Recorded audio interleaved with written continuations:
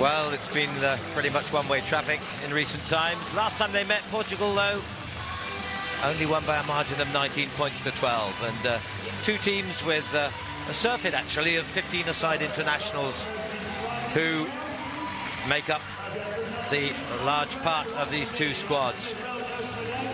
It's a great day here. It was a wonderful opening to this venue yesterday. 50,000 on the first day of a sevens tournament, unsurpassed in the history of the game. And it's been fantastic. Here at Portugal, old hands there. You'll recognise the names if you've been following sevens recent years. Diogo Matthews, the captain, and 5 members of their Rugby World Cup 15s squad. The twins, Diogo Matthews, David Matthews, Ederito Esteves, powerful runner, could be a key man.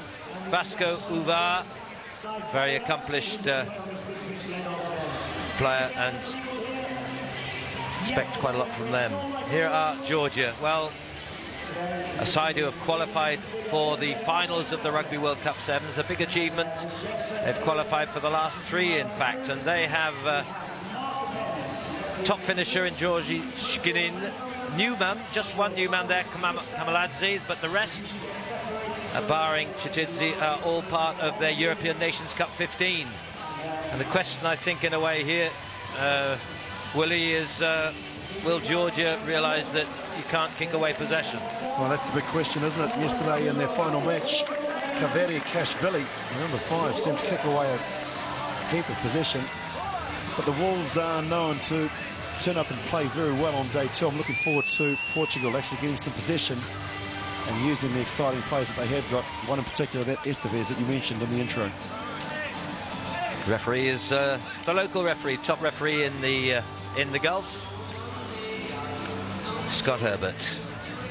Well, weather's been kind too. Just thinking back to 3 years ago at the old Dubai Exiles ground, and we had a year's rainfall in 48 hours, I remember.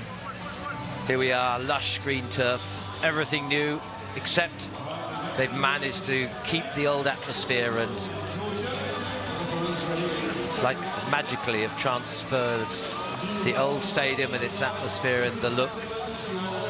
All they've done is expand it to a capacity of 50,000. So underway with Portugal first, and immediately big Thiago Girau. Well, slipshod defence and a great driving run to the line. The must be just about the quickest try of the tournament so far from the kickoff. Georgia seemed to stand and watch. One man took it, one man finished it. Well, he's studying architecture. And 18 seconds on the clock. You've got to contest the line-out. Possession is crucial. Look at this, he just picked it up, and here comes the big fend. That's where the score was tried. The try was scored. The big fend, Maizuratsa unable to hold on, and then the desperate tackle, able to get across the line. Superb start. Well, the architect planned it well. Initial ball win of Esteves, just a tap down to his support player. And this man from the University of Lisbon, and one of the big pluses for this Portugal side as they build, of course, to the World Cup Sevens is the continuity of selection. They've only got a couple of new players in the squad, but the rest, well, they've been their regular representatives and have done well. Not as well as they would hope, though. Shield semi-final last time they won in Edinburgh was not the level they want to be at. They've not really made great strides, but then they have had to double up the commitments of their 15s requirements and the 7s with pretty much the same players. They are tough demanding for the selected 20 or 30 players. But this has been a wonderful launching pad for them, Nigel. They've gained success, they've gained confidence, and from that they've taken it to the 15-a-side game. Georgia, though, different style as well. Georgia, the more bigger and physical side. I'd really like to see them keep ball in hand and actually use some of the skills, because they have got some great finishes out wide. Well, it's interesting, isn't it? We talked a lot about how New Zealand have used sevens as a proving ground to get All Blacks, and they've got 31 out of the sevens game. But Portugal have also used sevens as a way of developing their 15s, and with that of course came the dramatic success really in qualifying for the 15-a-side finals in France last autumn. It is a great pathway for those who see it as that. This is little Pedro Leal. He's the playmaker, the little number 4, the back of affairs, leaving it to Thiago Girau. 3 seasons of sevens. Here's Leal again. Part of the Direito club, the champion club of Portugal again. Belenenses is the other big one. Esteves sometimes hangs off, but he's involved here. Got far more involved. He used to sort of just wait, expect to be a winger who was put away for the tries and the run-ins, but that's a bad turnover. Careless from Portugal. First hands, I was going to say first hands for Georgia. What do? Kick it away immediately. Good ball, good productive counter-attacking prospect. Wasted. It seems to be the attitude of some of the minor nations, and I don't like using that word disrespectfully. Look at that, most possession kicked. No surprise that Georgia is within the top 3. On 13 occasions where they've had possession, they've opted to kick the ball instead of actually holding on to it. Well, I thought that Leo Pedro Leal had actually done something very smart there. Georgians were half asleep, weren't they? Calls a line out, not straight. So Georgia seemingly lacking the confidence to keep the ball in hand. The fly half from Po. Merab Kvirikashvili was a guilty party yesterday of kicking away some very good possession. Samkaradze now to Kamaladze. And Kvirikashvili here. Almost a late block, just in time he threw his hand away, David Matthews. But, you know, you spin it wide, you find no room on the outside, bring it back, stop. I'm sorry, I'm not a coach, but, you know, it seems pretty obvious, and they're not following the example of the successful teams who keep the ball in hand whenever they can. You're not going to score from set phase. Most of the defences at any level so polished and very professional. The Georgians now just need to do exactly that. Just get to one stage or get to one side. If it's not on, just retain possession. Pass somebody in support. There's Leal. He's one of that World Cup brigade. Esteves wide out. Well, sensibly trapped it with his foot. It was a poor pass. He's a big, strong runner. Using the big handoff.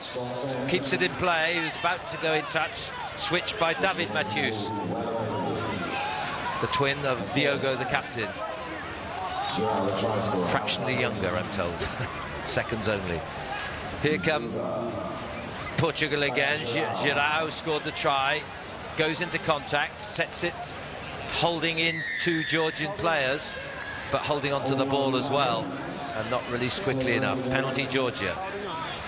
Appropriate time to talk about the skills that Portugal have now, Nigel. I remember 3 years ago or so, passes like that would have gone to ground, but now their ability to do it at pace, it's crisp, it's accurate.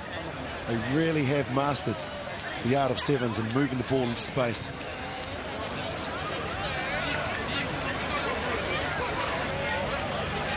Last year, 2 years ago, Portugal, when they lost in the bowl semi-final, 7-10 to Argentina, and they've been very competitive. I think yesterday what impressed me, one performance alone, and that was they lost to Fiji, but it was, I think, 0-0 at half-time, as I recall, and it was only 0-12, 2 tries against them in the end to mighty Fiji, which is the nearest they've ever been to beating them, and it was truly contested till the very last, and certainly was quite a knock to the morale of the Fijians, who were then thumped by England late on.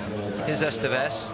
Sometimes he's very lackadaisical. He just sort of seems to take a while to get up a gallop. Now he comes again on to David Matthews.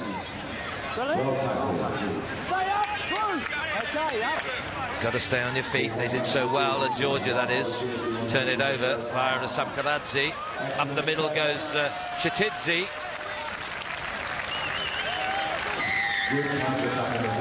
His 4th try of his brief career, and remember, to be fair to them, their experience of sevens of late has not been great. This is their first tournament since London 2 seasons ago, so one must bear that in mind. And they have scored on the stroke of half-time, with the obvious chance of drawing it level at 7-all with Kashvili. And that's how it stands. Portugal, pretty slipshod there. It was the turnover that did it. So at the break, it's levelled off at 7 points apiece. Georgia 7.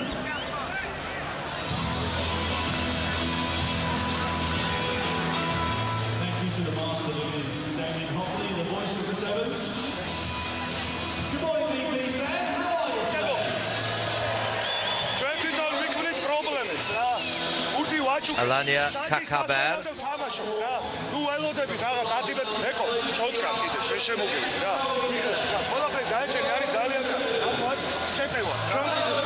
Any ideas about that? I think he's saying that we need to start the second half like we finished the first. Probably. Pedro Fernandez. Well, they had that good win at the end of the day, the big battle with Fiji. But he's not happy with this scoreline.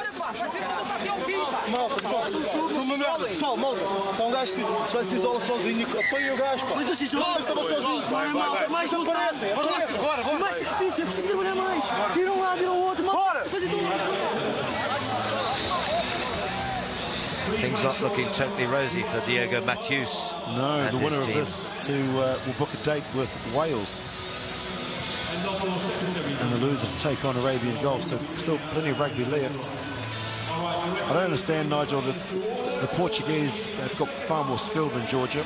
They've been playing the game of sevens a lot longer, and they should be using the space, run the big Georgian forwards around. The gaps and the mismatches will be created, and that's where they will score the tries. This is, of course, knockout throughout the day, so it cannot end up as a tie. It's level at the moment, 7-all, but there has to be a winner, extra time, sudden death, if necessary. Now, Portugal need to look to their laurels. Estevez does sometimes get isolated, but he's got the whole way through the defence. Very weak defence. Tackling of Georgia, not good. But on the positive side, Adorito Estevez, very strong and getting up a real gallop there, the 24-year-old, for the try that breaks the mould. 27th try in the IRB series, but first here in Dubai for 2008. Normally you're told to stay away from contact with the bigger Georgians, but look at that, the step through the two players and then the acceleration. Lovely piece of sportsmanship shown here as well. Georgie Chikinen, after he had scored the try, goes over, gives him a pat on the back. You might see it here. Here you go, look at that. Lovely piece of sportsmanship. That's what sevens is all about. Well, absolutely. Yes, I mean, a bitter pill to swallow, but recognising the skill and talent of the opponents.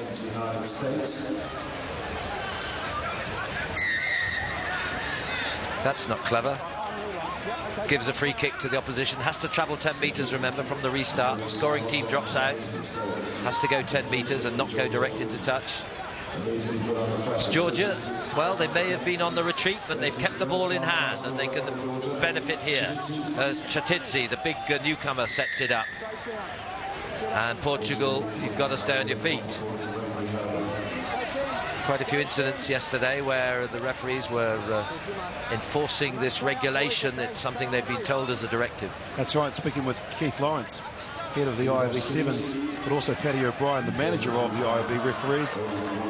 They want to make it a contest. The whole reason about the ball being available is that it can be contested at the breakdown, and any player that just seals it off basically makes it a disadvantage to the opposition. I also wonder, like that, you know, you won't see the top teams doing that. They get a free kick on the halfway line, the penalty, they put it in touch to get the line out. You can lose the line out very readily, but okay, it's worked out all right this time. But it also allows the defending side to regroup, set their defence secure, whereas a quick tap and run can catch them off guard. Chatidze inside though to Skinin. This is better till that moment.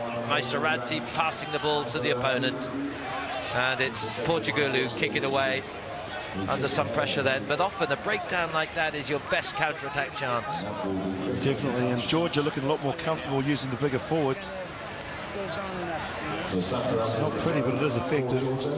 Well, that was their longest handling sequence, wasn't it? Maizaradze just hearing the call, possibly from a teammate who was further away. A lovely steal by Pedro Leal. Well, he plays his rugby out of one of France's top clubs, Clermont-Auvergne, Maizaradze, and of course a very strong connection with the French. And surprising to see, you know, that there isn't a greater willingness, particularly with this French connection, of players to keep the ball in hand. Clermont certainly play a very fluid game outside the Australian fly half, Brock James, who has, to my mind, been the best fly half in France this season, but can't play for France. Played for Australia under 21s. I digress as Georgia attack from their own line. That's a nice little dummy from the big forward. This is Maizaradze again, the flanker. Nice pick up and take though by Vasco Uvar into the hands of Diogo Matthews. Matthews into contact, but away by Vasco Uvar once more, switching Pedro Silva on the left. Esteves has that big handoff, gets dumped late, but not illegally. Shades for a moment of an imminent spear tackle. It didn't degenerate into that. David Matthews being shadowed the whole way. Portugal still only one score clear. With 2.5 minutes remaining, Nigel, the clear thing for me is that there are too many individuals out there from both teams. The classic sides like New Zealand, South Africa, Samoa and Fiji use the width, use every player in the team. This is just one-off stuff. Crazy. 10 metres back, no. Georgia have to retreat. Well, Portugal can't afford just to count down the clock at this stage. 2 minutes 20, and no good sitting on your laurels if you're one score ahead. Maybe in the last 30 seconds, but not till then. Esteves once more. This is Vasco Uvar, the Rugby World Cup captain. This is Matthews, the captain of the 7. That's the clincher.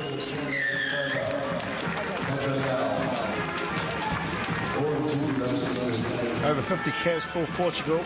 Top international try scorer. He had a spell with Munster Rugby, showing all his class there. The key to this try was the ball in 2 hands. When it's like that, the defence don't know where to go, whether he's going to pass or hold on to it. They drift off. He saw the gap, seized the moment, and has now booked a date with Wales in the next round. A little bit of confidence restored, one sense. Nice build-up. Uvar and Matthews there, and just a little bit of sleight of hand, bit of guile, and Georgia were left off target from Pedro Leal. Nigel, the band that's been here and has been here for the number of years that we've been coming along, is that part of French rugby? Does every French club have a band? At least one, and they are a part of the atmosphere, part of the scene. This one, there was a period yesterday when somehow I think we had a sort of a grand microphone right in front of them, and we couldn't actually, the director was, I couldn't hear ourselves think. But they are, it's a colourful attraction, and it's something about French rugby which if you're sitting behind them or in front of them can become a bit of a bore, because they just go on and on and on. But it's great fun, and here they are. They come up from the lower flanks of the Pyrenees in deepest southwest France, and part of the scene. Catalans rather than Basques, I think. But the Basques, of course, are the great band players down at Biarritz and Bayonne and Dax. Those areas, you'll always get one. It's always colourful. They always wear berets, and they always have sousaphones, those great big horn-like things, which are well, anyway, and tubas. Right, this is the final hooter. It's 19-7. Why did we get onto that subject? Here come Georgia with the final flourish. Kmaladze, wide out to Kushashvili. The names are not the easiest, believe me, particularly early morning. Here come Portugal, though. They'll want to just rub it in. 12 points is the lead. And looks as though Georgia have run themselves into the ground as Pedro Leal creates a little circle. That's a wild pass. It may yet be... No, there's a knock-on. That is going to be the end. It's a bit of a shambles at the tail, a bit like my commentary. But there we go, 19 points to 7. And it is Portugal who will be facing Wales in the bowl semi-final.